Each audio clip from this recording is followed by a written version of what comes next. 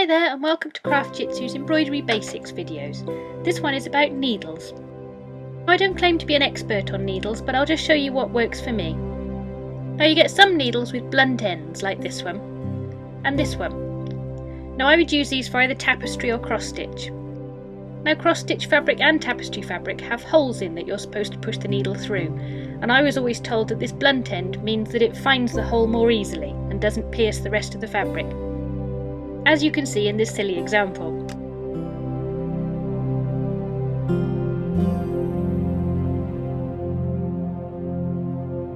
Now for other types of embroidery you want one with a sharp end.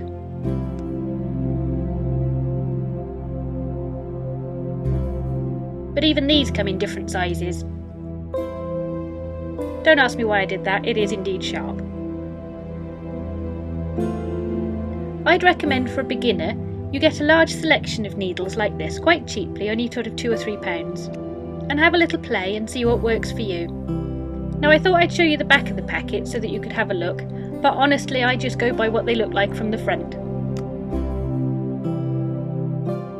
So there's a nice range of sizes here. Now these are gold at the top. In the past I hadn't noticed a difference, but maybe this time will be different. Now I'm going to show you some examples of different threads with different size needles. This is a thick thread in a tiny needle, and that's why I threaded it beforehand, because that's one of the problems, is that they are very hard to thread.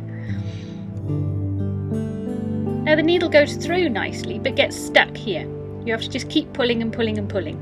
Not only will that be a real pain to use, but it'll also rub the thread very badly, so it'll wear, particularly if you're using a slightly fluffy thread.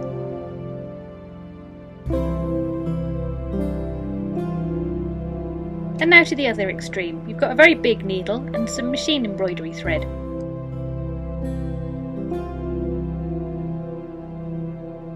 Now the one advantage of this is it will be nice and easy to thread.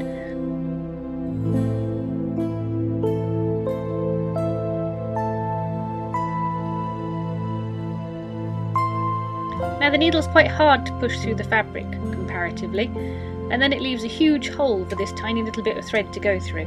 Also, if you're going to tie a knot in the thread, it may well come through the hole. See, it all works alright, it just doesn't really look very nice.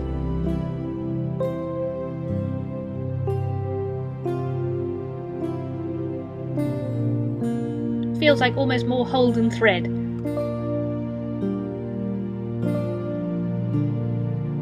Now for most of my work I use 2 strands of stranded cotton, so this is the kind of needle I would use for that, and I can just give you a quick example here.